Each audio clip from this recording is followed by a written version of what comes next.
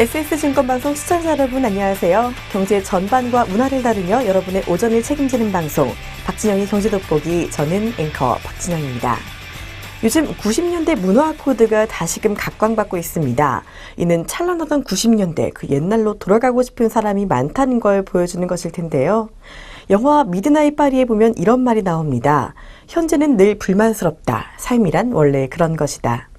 이 추억은 지나갔기 때문에 더 아름다운 것입니다. 우리가 살고 있는 지금 오늘도요, 이제 얼마 뒤면 바로 추억이 되어버릴 텐데요. 머지않아 그리워하게 될 오늘 조금 더 즐겨보시는 건 어떨까 합니다. 1월 14일 수요일입니다. 박진영의 경제돋보기 지금 시작합니다.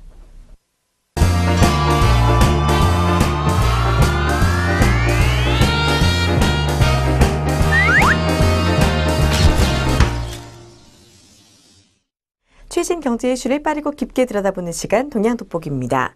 오늘은 꿈의 실업률을 눈앞에 둔 미국 경제 상황에 대해 살펴보도록 하겠습니다. 미국이 꿈의 실업률을 눈앞에 두게 되었습니다. 통상 한 경제가 달성할 수 있는 최대한의 고용을 이뤘을 때 생기는 실업률을 꿈의 실업률이라고 하는데요. 현재 미국 연방준비제도의 내부 기준은 5.2에서 5.5%입니다. 그런데 지난해 12월 미국의 실업률이요 5.6%로 집계됐습니다.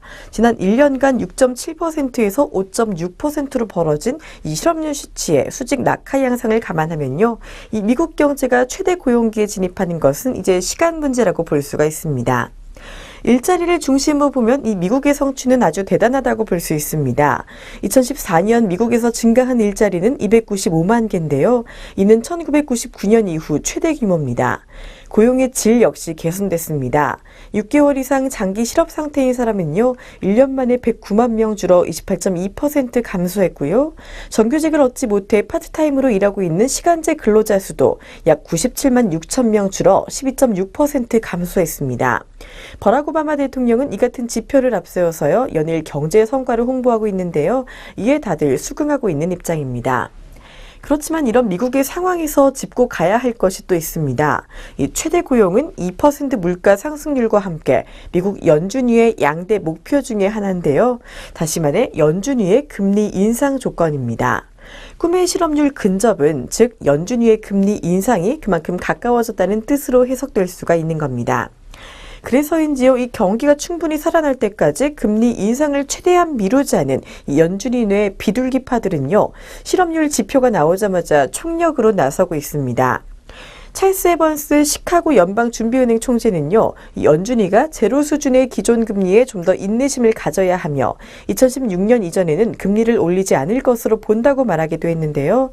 올해 중반께 연준이가 기준금리 인상을 시작할 것이란 시장 예상보다 이 금리 인상 시점을 훨씬 뒤로 잡는 주장입니다. 또 다른 비둘기파인 데니스 로카트 애틀랜타 연방은행 총재 역시요, 이 탄탄한 고용 지표가 금리 인상 시기를 앞당길 이유가 되지 못한다고 강조했습니다. 마치 금리를 올리기에는요, 이 정도의 실업률 하락은 성에 차지 않는다는 식인 거죠. 시카고와 애틀랜타 총재의 말은요, 이 제닛 옐런 연준위 의장의 마음과 크게 다르지 않습니다. 옐런은요, 지난해 12월 중순에 이 단기적으로는 실업률이 완전 고용 수준 아래로 살짝 떨어지는 것을 원한다고 했는데요. 그것이 바로 2% 인플레이션 목표 달성을 용이하게 한다는 이유에서입니다. 이 연준위가 최대 고용에 근접한 실업률 지표에 만족하지 못하는 건요, 이 실업률 지표가 놓치는 것이 있기 때문입니다. 바로 임금입니다. 정상적인 경제에서는요, 이 고용이 최대치에 이르면 임금이 떠밀려 올라가게 돼 있습니다. 그래서 인플레이션이 생겨나게 되는 건데요. 하지만 아직 임금 인상은 미미합니다. 지난해 12월에는요, 이 시간당 임금이 외려 5센트나 줄기도 했습니다. 최대 고용 언저리에서 이 임금이 떨어진 아이러니에는요, 몇 가지 이유가 있습니다. 우선은 고용률을 꼽을 수가 있는데요. 지난 연말 미국의 노동시장 참여율은 62.7%로 1년 전보다 0.1%포인트 떨어졌습니다. 이는 1978년 이래 최저치인데요. 이 2008년 금융위기 때 노동시장에서 밀려난 근로자들이 아직 돌아오지 못하고 있음을 증명하는 셈입니다. 파트타이머 근로자 역시 줄었다고는 하지만요, 금융위기 이전 시기와 비교하면 여전히 높습니다. 그러니까 고용시장에는 웃돈을 얹어주지 않고도 쓸 수 있는 유휴 노동력이 많이 존재한다는 말입니다. 완전 고용이 제대로 이루어졌다고 보기에는 시기상조라는 평가가 나오는 이유죠. 그렇지만 이 금리 인상설을 잠재우려는 비둘기파의 총력전에는요, 왠지 역설적인 분위기도 느껴진다고 합니다. 이는 고용과 물가라는 연준위의 양대 목표 달성이 한층 가까워졌다는 사실은 부인하기 어렵기 때문이죠.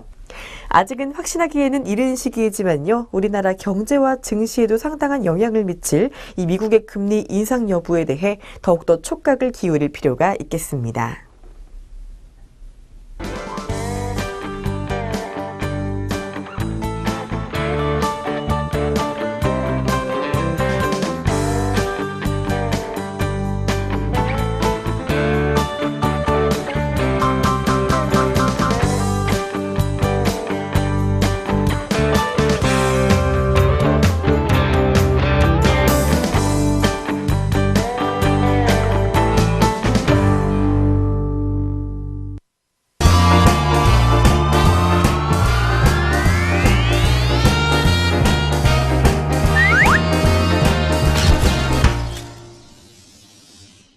성한 단어 확실하게 잡아가는 시간, 용어 돋보기입니다. 오늘은 비관세 장벽에 대해 살펴보도록 하겠습니다.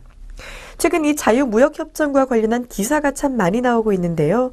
세계 여러 나라와 FTA를 속속 체결하는 요즘, 특히나 무역 의존도가 높은 우리나라에 무역의 저해 요소로 작용할 수 있는 존재입니다. 오늘은 비관세 장벽에 대해 살펴보도록 하겠습니다. 비관세 장벽이란 한 국가의 정부가 국내 생산품과 국외의 생산품을 차별해서요, 수입을 억제하기 위해 관세를 부과하는 방법을 제외한 모든 정책을 말합니다. 그러니까 관세 부과로 가격을 높여 수입품의 국내 경쟁력을 약화시키는 방법 이외의 모든 인위적인 규제를 말하는 겁니다. 관세는요, 구체적인 수치와 국제기구의 철저한 관리 감독으로 그나마 눈에 보이는 장벽이라고 말할 수가 있는데요.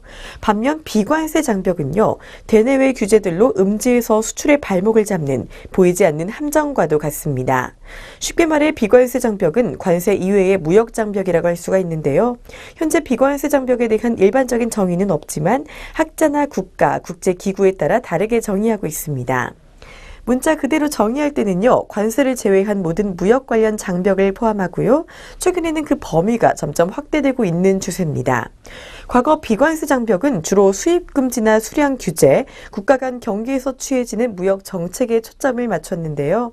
시간이 지남에 따라 기술적인 규제, 국내 정책뿐 아니라 무역과 투자 흐름에 영향을 주는 모든 요소가 비관세 장벽으로 인식되고 있습니다. 그러니까 관세 장벽은 관세를 높여 수입품의 가격을 높여서 국내 경쟁력을 약화시키는 방법이고요. 비관세 장벽은 관세를 제외한 모든 인위적인 규제를 말하는 거죠. 비관세 장벽은요, 수입면과 수출면으로 나누어집니다.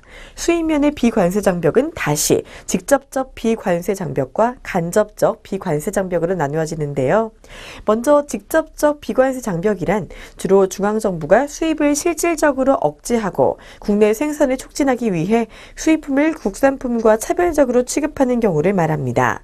그 수단으로는요, 국가가 수출입에 수반하는 구매와 판매에 대한 특권을 행사하는 국가무역, 국가 또는 정부 기관으로 하여금 국산품을 우선적으로 구매하도록 하는 정부 조달제도, 그리고 관세평가제도, 수입할당제와 수입과징금, 수입예치금과 무역금융제도 등이 있습니다.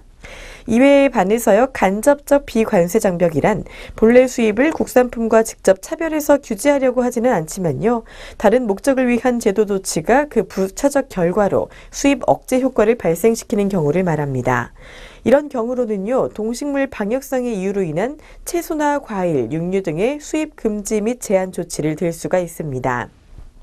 반면 이 수출면의 비관세 장벽이란요, 이 수출을 최적 수준 이하로 규제하는 수출 금지, 그리고 정부 및 업계 단체에 의한 수출 수량 규제와 최저 가격제가 있고요.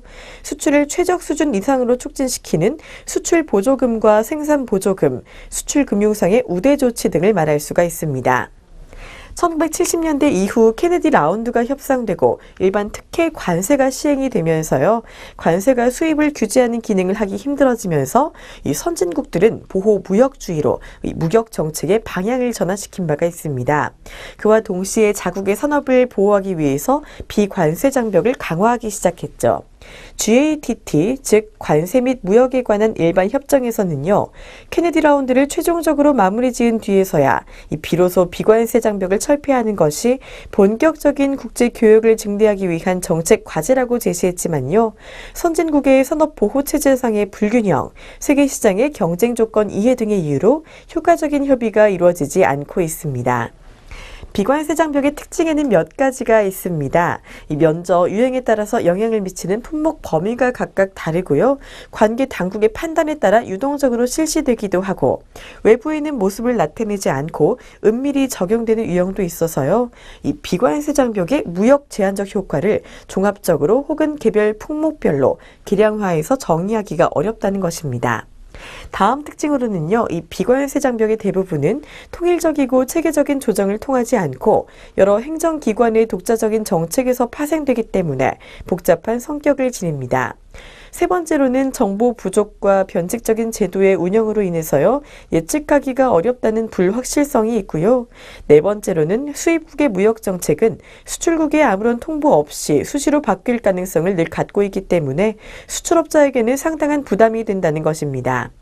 마지막으로 비관세 장벽이 무역에 미치는 영향은요, 선진국과 개도국 모두에게 명목상으로는 무차별적인 것처럼 보이지만 실제로는 개발도상국에 상당히 불리하게 작용하는 경우가 많다는 것입니다. 중국의 대표적인 비관세 장벽으로는 중국의 CCC가 있습니다. 중국으로 수입되는 157종 이상의 특정 품목은요, 이 중국 정부의 인증을 획득했다는 증거로 CCC 마크를 부착해야 하는데요. 그런데 이 절차가 굉장히 까다롭고 복잡하다고 합니다. 외국의 심사 결과는 인정하지 않으면서 이 중국의 담당 기관의 인증만 유효하기 때문인데요. 중국 측은 세부 사항이 담긴 서류나 생산 공정 실사 등을 요구하곤 합니다. 이 과정에서는 기술 유출의 위험도 있고 또 5년마다 의무적으로 갱신해야 하기 때문에 매우 번거롭다고 합니다. 중국과 거래하는 국내 기업들에게는 이 맞추기 쉽지 않은 기준이라고 볼 수가 있죠. 국민과 환경을 보호한다는 명목 아래 유독 수입품에만 엄격한 잣대를 들이내는 등 이 비관세 장벽을 악용하는 각국의 모습이 한편으로는 씁쓸하기도 하지만서는요, 이 또한 현실 경제의 한 단면으로 인정해야 하는 게 아닌가 합니다. 그럼에도 이 국가 간의 교류가 계속 확대되는 걸 보면요, 이 관세 장벽과 비관세 장벽의 높이와 상관없이 세계가 이 단일 시장으로 가고 있는 건 확실해 보이는데요. 앞으로도 이런 악조건 속에서도 대한민국이 수출의 활로를 개척해 무역 강국으로 우뚝 서기를 기대해 봅니다.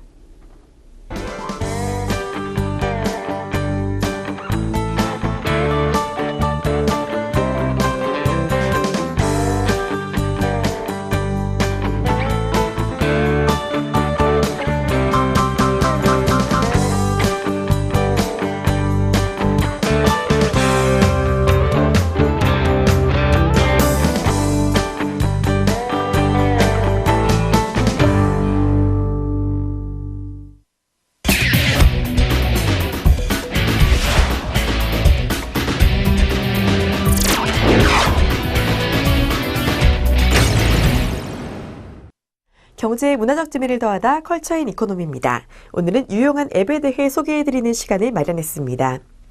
요즘 우리 현대인들은요, 이 스마트폰 없이 시간을 보내는 게 정말 지루하고 힘듭니다. 그만큼 이 스마트폰은 참 여러 가지 역할을 하는데요.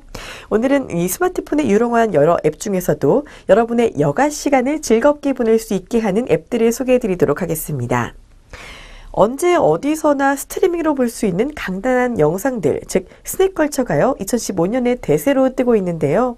이렇게 여러 영상 등을 고화질로 즐기며 스낵컬처를 누릴 수 있는 애플리케이션, 바로 네이버 미디어 플레이어입니다.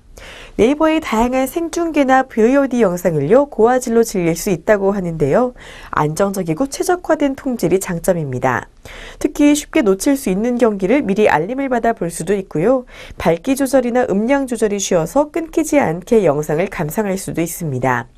K리그부터 야구 중계까지 다양한 중계를 하기 때문에요, 야외에서도 놓치지 않고 경기를 볼 수가 있고요. 또한 엔드라이브에 업로드한 동영상을 다운로드 없이 실시간으로 감상할 수도 있다고 합니다. 중계뿐만 아니라 VOD 영상도 볼 수 있는 유용한 앱이고요. 제스처 기능이 간단해서 이 영상을 보면서도 쉽게 조절할 수 있다고 합니다. 이번에는 음악과 게임을 동시에 즐길 수 있는 앱 비트 mp3 2.0 핑거 댄스입니다. 기존에 있던 게임 탭소닉 같이요, 음악에 맞춰 손가락으로 게임 박자를 맞추는 게임 앱인데요. 사실 그 게임을 하다 보면요, 늘 똑같은 노래들만 제공이 되어 있고 특정 레벨을 깨고 나면 노래가 또 늘 반복되다 보니 더 이상 재미가 없어져서 금방 게임을 그만두게 되곤 했었습니다. 그런 단점을 보완한 앱이 바로 이 앱입니다. 내가 원하는 음악을 들으면서 자유롭게 음악과 함께 게임을 즐길 수 있어서 큰 인기를 얻고 있다고 합니다. 비트 mp3 2.0 핑거 댄스는요, 휴대폰에 가지고 있는 음악을 그대로 불러와 게임 패턴을 만들어서 즐길 수가 있습니다. 1회 로딩 후에는요, 게임 패턴을 인식해서 로딩 없이 게임을 즐길 수도 있고, 사용자별 난이도 설정도 가능해서요, 큰 부담 없이 누구나 게임을 즐길 수 있다고 합니다. 더불어 비트 사운드나 진동, 배속까지 다양한 옵션 설정도 가능하고요. 음악 파일의 확장자 구분 없이 거의 대부분을 지원하고 있어서 제약이 적다 보니 게임을 다양하게 즐길 수가 있습니다. 매일 듣는 음악으로 게임을 해서 더 흥미진진하고 다른 게임에는 없는 곡들도 게임을 즐길 수 있어 더 좋다고 하는데요. 기존 버전은 1.0보다 좀 더 플레이하기에도 용이해졌다고 합니다. 이런 여가 생활 혼자 즐길 때도 있지만요, 친구와 연인과 즐길 때도 많습니다. 특히 애인과 보내는 이 데이트 시간은 뭘 해도 행복할 시간일 수 있는데요. 하지만 늘 똑같은 데이트를 하다 보면은 이 데이트 역시 지루해지는 게 사실입니다. 그렇다고 갑자기 또 데이트의 여가 시간을 색다르게 보내는 게 쉽지 않은 일인데요. 어제는 밥 먹고 영화 보고, 오늘은 영화 보고 밥 먹고, 내일은 밥 먹으면서 영화 보는 이렇게 연애 중인 커플을 위한 앱이 등장했습니다. 바로 커플앱 데이트팝입니다. 지역별 데이트 장소 추천부터 이색적인 데이트 장소 추천까지 신선하고 색다른 데이트를 꿈꾸는 연인들을 위한 다양한 정보가 들어있는데요. 매일 하던 데이트 말고 특별한 시간을 보내고 싶은데 어떻게 해야 할지 모르겠다는 분들은 이 미션 추천 데이트 코스에서 데이트를 즐기면서 그날의 데이트 미션을 수행해 보는 것도 하나의 방법입니다. 지역별, 이슈별로 잘 나눠져 있어 보기가 편하고요. 사람들의 후기까지 있어서 신뢰할 수 있다는 것도 또 다른 장점입니다. 여가 시간은 늘 즐거워야 합니다. 재충전이 잘 되어야지 모든 일이 다 잘 되는 법일 텐데요.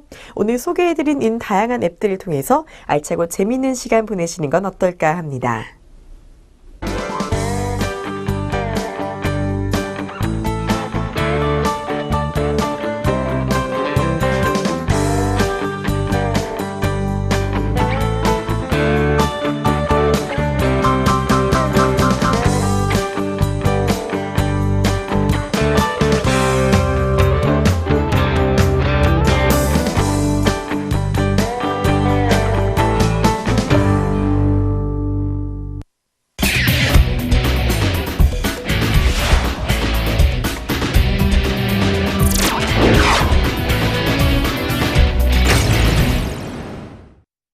주목할 만한 주식 소개해드리는 주식 한마디 시간입니다. 오늘은 다산 네트워크스에 대해 살펴보도록 하겠습니다. 오늘은요, 이 CES 관련 사물 인터넷 관련주죠. 다산 네트워크스 코드 번호는 039560입니다.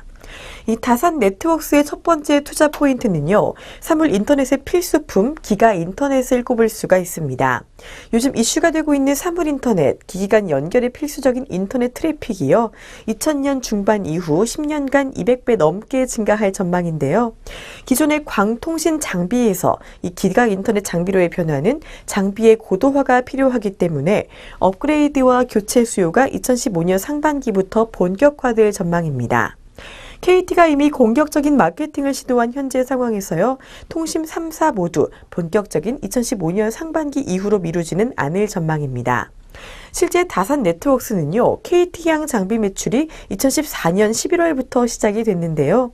기가인터넷 관련 장비들의 매출은 2014년 대비 60% 이상 증가할 전망입니다. 두 번째 투자 포인트는요, 수출 증가 및 연결 자회사 턴어라운드입니다. 다산 네트워크스는요, 일본 소프트뱅크를 중심으로 대만 청와텔레콤, 베트남 비에텔, 노키아 지멘스 네트워크스 등으로의 수출이 확대되고 있습니다. 2014년 7월에는요, 베트남 1위 통신업체인 비에텔과 182억 원 규모의 FTTH 계약을 체결했는데요. 비에텔은 향후 5년간 유선방 투자에 1조 원이 넘는 금액을 투자할 전망이고요. 다산이 직접적으로 관련된 부분은 5천억 원 정도로 추정이 됩니다. 또한 그동안 발목을 잡아왔던 자회사 동양 TS가요, 2015년에는 턴어라운드할 가능성이 높다고 합니다. 동양 TS는요, 열 교환기 전문 업체인데요. 최근 주주 배정 유상 증자를 통해 기존의 지분 49.4%에서 81.3%로 지분을 확대해서 연결 자회사로 편입됐습니다.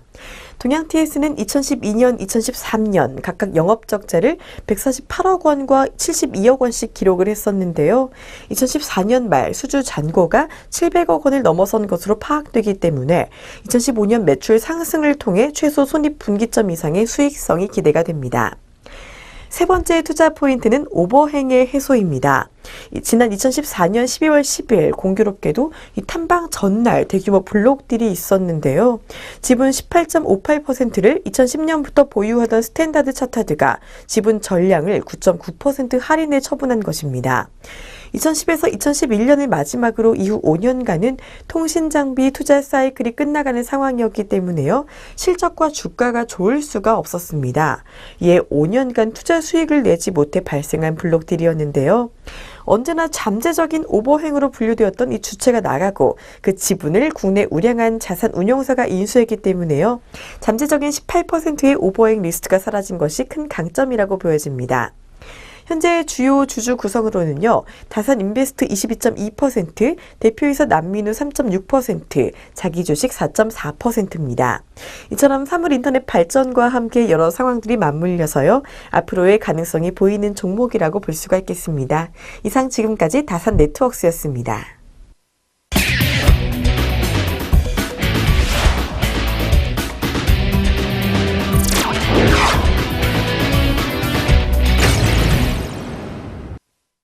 경제적으로 사느라 지친 삶 가운데 쉼표가 되는 시간 3분 문학충전입니다. 오늘은 우리 세태를 잘 반영할 시 한 편을 소개해드리도록 하겠습니다. 우리 사회에 요즘 많은 사건, 사고로 안팎으로 정말 조용할 날이 없는 날들인데요. 누구나 우리 사회가 기형적이라는 사실은 잘 알고 있습니다. 그러나 이런 불의에 대항해서 사회 구조를 바꾸기란 쉽지 않은 일인데요. 이런 현실에 대해 개탄한 시 한 편이 있습니다. 오늘 소개해드릴 시, 김수영 시 여인의 어느 날 고궁을 나서면서입니다. 먼저 시 전문을 낭독해드리도록 하겠습니다.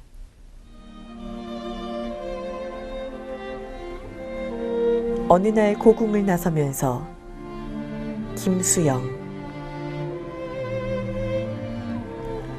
왜 나는 조그마한 일에만 분개하는가? 저 왕궁 대신에 왕궁의 음탕 대신에 50원짜리 갈비가 기름덩어리만 나왔다고 분개하고 옹졸하게 분개하고 설렁탕집 돼지 같은 주인년한테 욕을 하고 옹졸하게 욕을 하고 한 번 정정당당하게 붙잡혀간 소설가를 위해서 언론의 자유를 요구하고 월남 파병에 반대하는 자유를 이행하지 못하고 20원을 받으러 3번씩 4번씩 찾아오는 야경꾼들만 증오하고 있는가? 옹졸한 나의 전통은 유구하고 이제 내 앞에 정서로 가로놓여 있다. 이를테면 이런 일이 있었다. 부산의 포로수용소의 제14 야전병원에 있을 때 정보원이 너스들과 스폰지를 만들고 거즈를 개키고 있는 나를 보고 포로경찰이 되지 않는다고 남자가 뭐 이런 일을 하고 있느냐고 놀린 일이 있었다. 너스들 옆에서. 지금도 내가 반항하고 있는 것은 이 스폰지 만들기와 거즈 접고 있는 일과 조금도 다름없다. 개의 울음소리를 듣고 그 비명해지고 머리에 피도 안 마른 애놈에 투정해진다. 떨어지는 은행나뭇잎도 내가 밟고 가는 가시밭. 아무래도 나는 비켜 서 있다. 절정 위에는 서 있지 않고 앞만 해도 조금쯤 옆으로 비켜 서 있다. 그리고 조금쯤 옆에 서 있는 것이 조금쯤 비겁한 것이라고 알고 있다. 그러니까 이렇게 옹졸하게 반항한다. 이발쟁이에게 땅 주인에게는 못하고 이발쟁이에게, 구청 직원에게는 못하고 동회 직원에게도 못하고, 야경꾼에게 20원 때문에 10원 때문에 1원 때문에, 우습지 않으냐 1원 때문에, 모래야 나는 얼만큼 작으냐, 바람아 먼지야 풀아 난 얼만큼 작으냐, 정말 얼만큼 작으냐. 이 시는 1965년에 쓰여진 시입니다. 무려 50년 전의 이야기인데요. 그런데 지금 우리가 살고 있는 2015년에 적용하더라도 하나도 무리가 없는 참 씁쓸한 현실이 아닌가 합니다. 참여시를 쓰기로 유명한 이 김수영 시인이요, 정의를 부르짖으면서도 사실은 큰 문제에 대해서는 힘있게 맞서지 못하고 작은 일에만 분풀이하는 스스로를 보며 자조적으로 쓴 시입니다. 오늘을 살아가는 소시민들, 많은 이들에게도 공감될 만한 시인데요. 우리 사회는 범죄자나 이 가해자에 대해 참 관대한 나라입니다. 범죄를 저지른 연예인도 몇 년 쉬면 다시 TV에 나오고요. 전과가 있는 사람도 국회의원이 될 수 있는 나라죠. 불의를 눈감아준다면요, 이 작년의 세월호 사건 같은 큰일이 반복되지 않으리란 법이 없습니다. 얼마 전 프랑스의 잡지사 테러 사건이 있었는데요. 프랑스 시민들은 이 테러 사건에 대해 자신의 안전이 위협받을 수 있음에도 불구하고 많은 국민들이 거리로 나오며 불의를 규탄하고 있었습니다. 민주주의를 가장 먼저 이룬 나라답게 대단한 모습이 아닌가 하는데요. 큰 힘이 없는 사실 우리의 삶이란 이렇게 작은 일, 내 일에만 분개하면서 사는 게 어찌 보면 당연한 일입니다. 하지만 작은 목소리라도요, 모이면 세상을 바꿀 수 있듯이 우리 주위에서 벌어지는 권력자들의 불의와 부정을 소시민들인 우리부터 잊지 않고 되살릴 필요가 있지 않나 합니다.